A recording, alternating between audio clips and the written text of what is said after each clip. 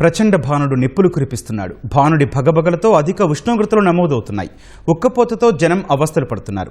విజయవాడలో ఎండల ప్రభావాన్ని మా ప్రతినిధి సూర్యారావు మరిన్ని వివరాలు అందిస్తారు.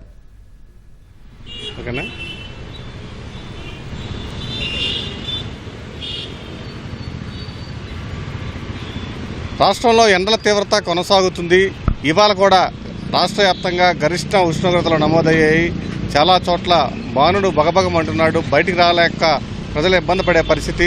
ఉదయం 11 నుంచి సాయంత్రం 4 గంటల మధ్య రావద్దని ప్రభుత్వం హెచ్చరికలు జారీ చేస్తున్నప్పటికీ అయితే అక్కడక్కడ జనసంచారం అయితే మనకి కనిపిస్తుంది. మనం విజయవాడలోని ఎన్టీఆర్ సర్కిల్ దగ్గర ఉన్నాం. చూడొచ్చు, కొన్ని వాహనాలు అయితే 1 సమయంలో కూడా అటు ఇటు తిరుగుతున్న పరిస్థితి. అయితే ఇది ప్రమాదకరం అని చెప్పి ప్రభుత్వం చెప్తుంది. ఎందుకంటే వడదెబ్బ తగిలి రాష్ట్ర వ్యాప్తంగా ఇప్పటివరకు 55 మంది మృత్యువాత పడ్డారు అకాలంగా.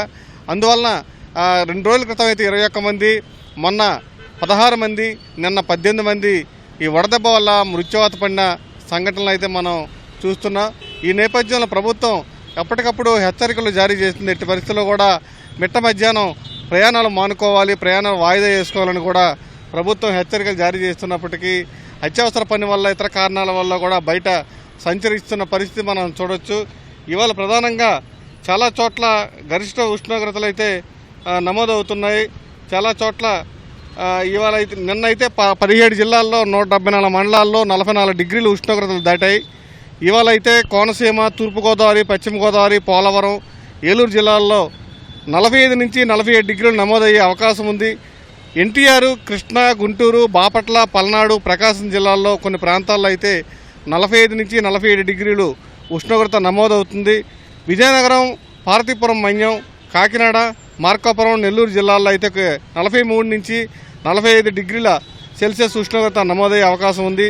అలాగే శ్రీకాకుళం, అల్లూరు సీతారామరాజు జిల్లా, విశాఖపట్నం, అనకాపల్లి, రాయలసీమ జిల్లాల్లో 40 నుంచి 43 డిగ్రీల ఉష్ణోగ్రత నమోదయ్యే అవకాశం ఉంది.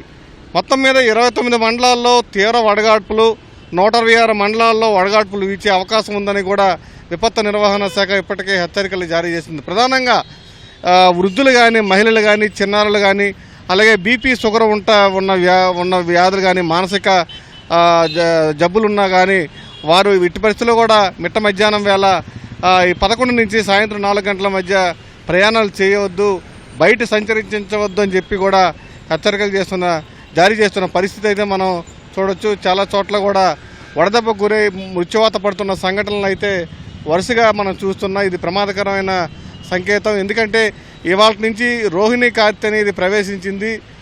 రోహిణీ కార్తె అంటే రోళ్లు బద్దలయ్యే వంటి ఎండలు ఉంటాయని మన పెద్దలు గతంలో చెప్పారు.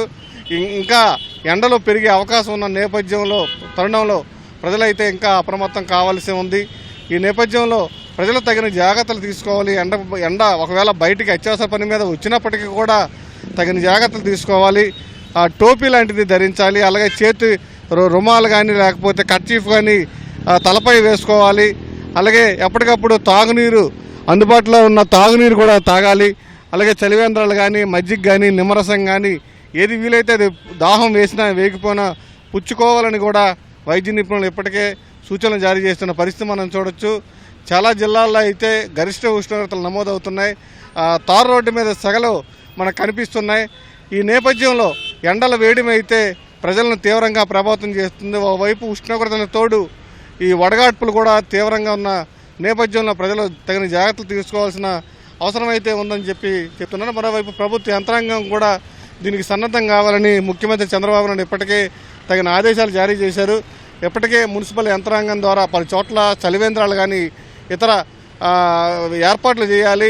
ఎట్టి పరిస్థితుల్లో కూడా ఎవరు కూడా దాహంతో అల్లాడడానికి వీల్లేదని చెప్పి ముఖ్యమంత్రి మున్సిపల్ శాఖకు, ఇతర ఉన్నత అధికారులకు కూడా ఆదేశాలు ఇచ్చిన పరిస్థితి మనం చూడొచ్చు. మొత్తం మీద ఎండలు మరికొన్ని రోజులు కొనసాగే అవకాశం ఉంది. ఈ నేపథ్యంలో ప్రజలు తగిన జాగ్రత్తలు తీసుకుని బయటికి రావాలి. లేకపోతే 11 నుంచి 4 గంటల మధ్యలో ఎట్టి పరిస్థితుల్లో బయట రాకుండా చూసుకోవాలని కూడా ప్రభుత్వం చెప్తున్న పరిస్థితి మనకు కనిపిస్తుంది. ఇది తాజా పరిస్థితి. కెమెరామెన్ శ్రీమన్నారాయణతో Surya, ETV news, Vijayawada water studio.